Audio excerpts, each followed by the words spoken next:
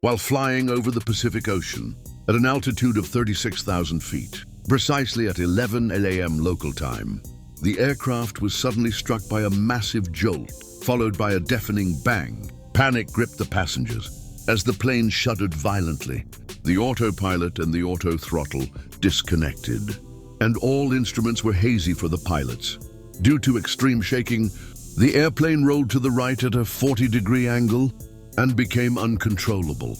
Would the pilots manage to reach their destination safely, or were they doomed to a tragic fate? In the ocean's depths, this is the story of United Airlines Flight 1175. On February 13th, 2018, a day before Valentine's Day, 363 passengers and 15 crew members boarded United Airlines Flight 1175 from San Francisco International Airport to Honolulu, Hawaii. A direct flight from San Francisco to Hawaii usually takes about 5 hours in good weather conditions and primarily crosses the Pacific Ocean. No other countries are overflowed. During this direct route, most passengers were likely heading to the Hawaiian Islands for Valentine's Day. At that moment, they were completely unaware that an unexpected and thrilling twist of fate was about to occur, one that they would never forget.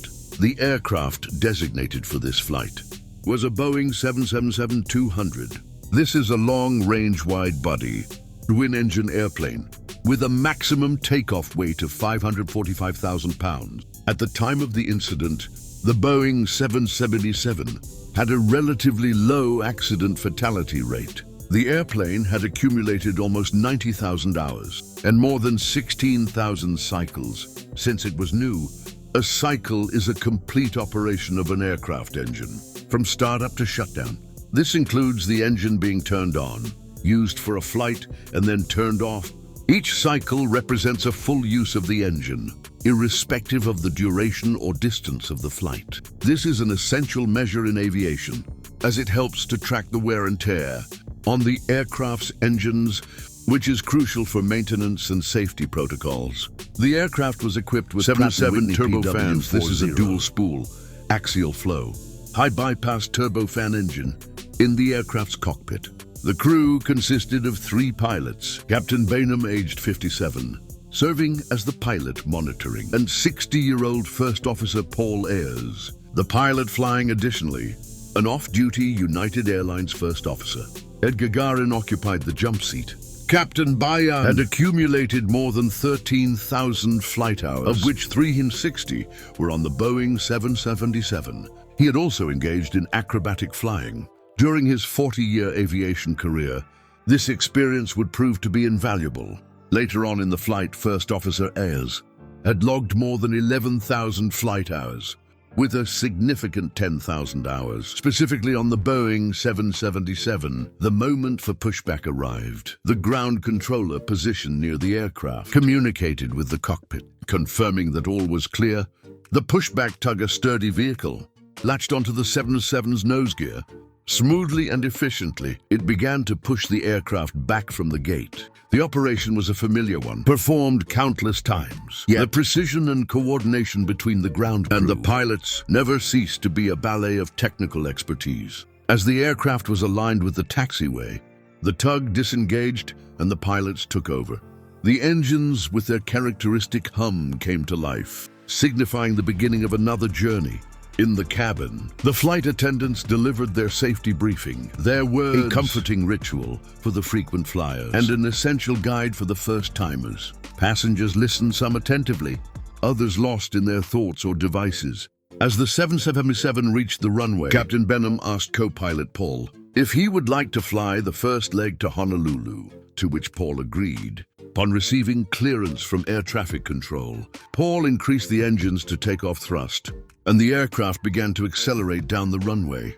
As it reached the necessary speed, Paul pulled back on the control column, lifting the nose. The rear wheels were the last to lose contact with the runway, and with that, the aircraft became airborne. As the plane climbed, San Francisco International Airport shrank rapidly, transforming into a tapestry of lights. The landing gear was retracted, and the familiar sounds of the mechanism signaled that it was securely stowed. After the Boeing 777 ascended into the sky, the flight proceeded smoothly. The aircraft reached its cruising altitude, entering a phase of the journey where the two Pratt & Whitney engines hummed steadily and the skies remained clear. Hours passed without any noteworthy incidents, as the cabin crew attended to passengers' needs, ensuring their comfort. As the plane flew steadily over the Pacific Ocean, a calm and repetitive feeling took over, with passengers blissfully unaware of the dramatic events that would soon unfold. Several hours into the flight, the pilots established communication with Honolulu control frequency for a standard check-in. During this interaction, they obtained updated weather information from the aircraft's onboard computer system. The data indicated overcast skies at a height of 1,000 feet and a visibility range of 10 miles. Additionally, the temperature was reported to be around 70 degrees Fahrenheit. Captain Venom conducted a descent checklist and briefly left the cockpit to visit the bathroom. Shortly after his return, a massive explosion suddenly and violently jolted the aircraft. This incident caused the autopilot and auto throttle systems to disengage. The aircraft began shaking heavily, making the cockpit instruments challenging to read. The intense shaking of the aircraft also generated an overwhelming noise, reminiscent of a metal building collapsing, with sounds of bending and crushing metal.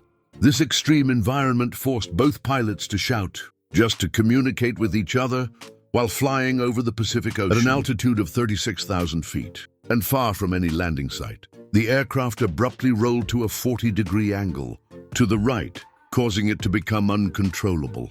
What the pilots didn't know at that moment was that the right engine had experienced a full-length fan blade fracture inside the cabin. Passengers were fearing for their lives as the captain declared an emergency, with no one able to figure out what was happening to the aircraft. Faced with the challenge of leveling the aircraft, Captain Benham asked First Officer Paul's assistants to tilt the nose downward, aiming to correct the plane's steep angle.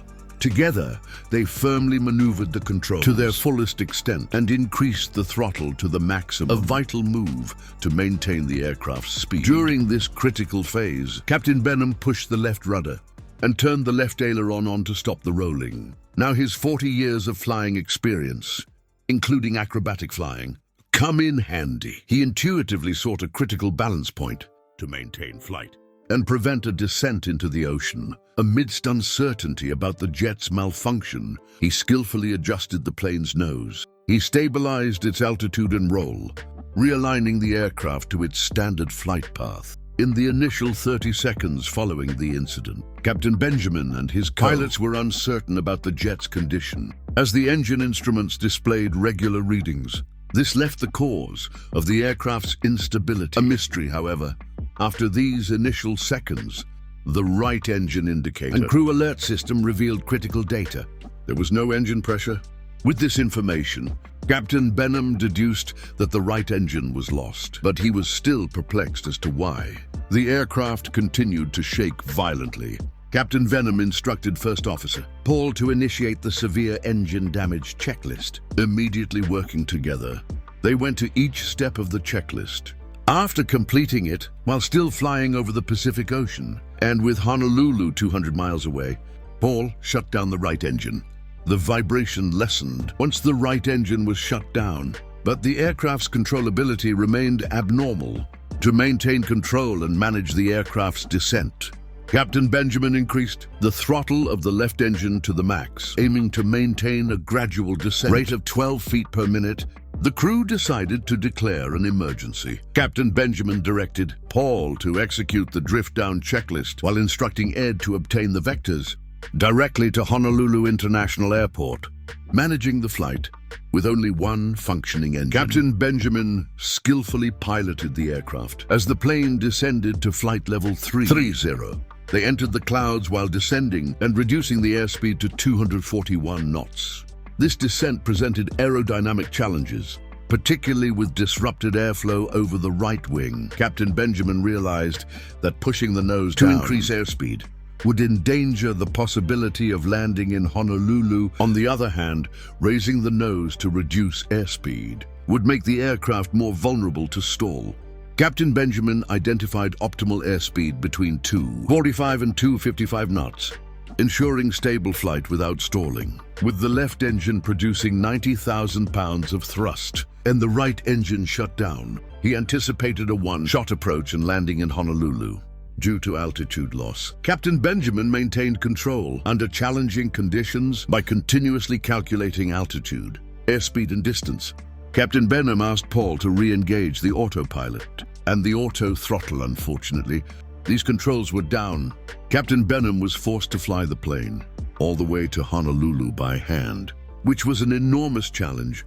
Captain Benham communicated the right engine's problems to the cabin crew and mentioned the possibility of ditching in the ocean. Due to control issues, he directed them to prepare passengers accordingly. The captain asked Ed to take a picture of the right engine so that he could understand what the problem was. The pilot still didn't understand why the airplane was shaking and the requirement for full throttle. To maintain a shallow descent, Ed captured a brief video of the damaged right engine, which he then presented to the pilots. It revealed that the engine's cowling had been torn off. Explaining the situation finally, the captain understood that the aerodynamics were compromised, and they contacted the airline's Network Operations Center to assist in the checklist and to contact Honolulu to inform the local control center of the incident. Captain Benjamin set the flaps to 1 and tension filled the cockpit. A sigh of relief swept over them when the flaps successfully engaged. As the aircraft descended through the layers of cloud, runway lights came into view. The captain requested Paul to lower the landing gear, and Paul promptly carried out the request. Following this, Paul briefed the captain on the go-around procedures. But Captain Benham made it clear that they had only one chance. Paul lowered and locked the landing gear, once again bringing a sense of relief to the pilots. The aircraft's nose aligned with the runway's center line as they broke through the final layer of cloud, revealing the stretch of tarmac that was their target. They then selected flaps 5 and continued until flaps 15, maintaining an airspeed of 180 knots. 5 on the 8, right third to 9. They're gonna land the 8 1175 right now. Heavy, and if you haven't already, roll the fire truck.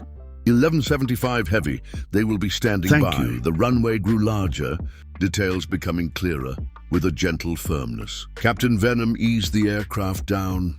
The sound of tires meeting was ground. A sweet chord in the quiet of the cockpit, followed by the deceleration as they smoothly applied reverse thrust.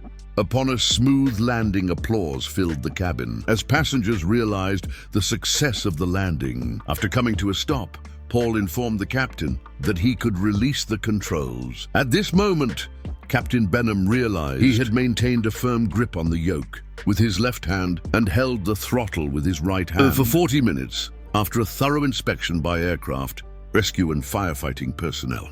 It was deemed safe to taxi the airplane to the gate. The 363 passengers, 3 pilots and 12 flight attendants could deplane, normally at the gate without any injuries. After the incident, a thorough investigation was promptly initiated by several bodies, including the Pratt and Whitney Materials Laboratory, the FAA and NTSB metallurgists. This comprehensive investigation involved accessing the aircraft's records and directly examining the engine to identify the malfunction. Investigators found a full-length fan blade fracture. In the right engine, they also found a small hole and several dents and gouges in the fuselage. Near the right engine, there were 2 small dents and punctures on the right side of the fuselage, just below the window belt around seat rows 20 and 21. Examining the engine's fan blades revealed fan blade number 11 was fractured transversely across the airfoil, directly above the fairing between the base of each blade. The other fan blade, which was identified as fan blade number 10, was fractured across the airfoil at about mid-span. Examination revealed a fatigue fracture that had initiated from a subsurface origin on the interior surface of the hollow core fan blade.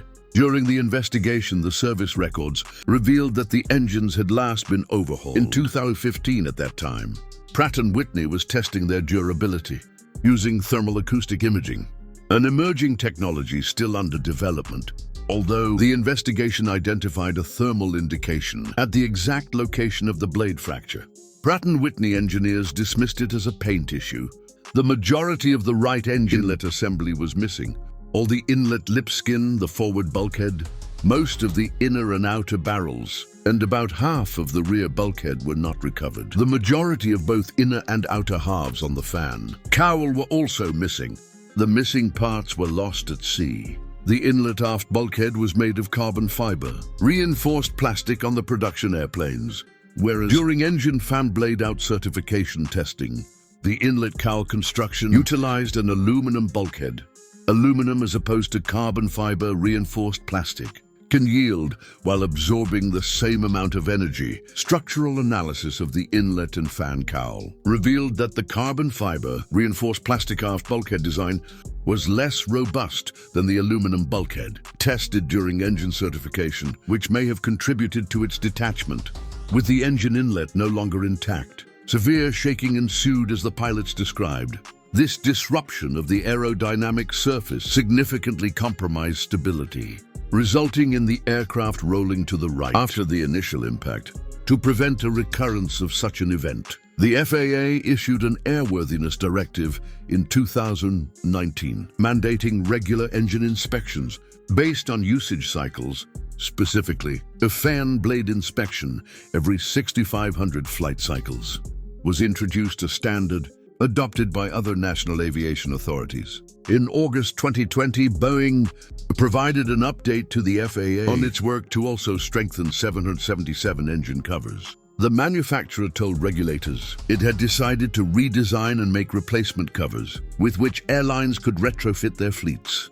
To initiate the reconciliation process, United Airlines provided full refunds to all passengers on the flight. A year later, the cockpit crew received the Superior Airmanship Award from the Airline Pilots Association for safely landing the aircraft. Captain Benham's heroic actions stand out, demonstrating incredible determination and composure, even under extreme pressure. Throughout the entire last 40 minutes of the flight, he never released his grip on the throttle or yoke, manually guiding the aircraft to a safe landing. If you enjoyed this video, please be sure to give it a thumbs up and subscribe to our channel. Thank you for watching.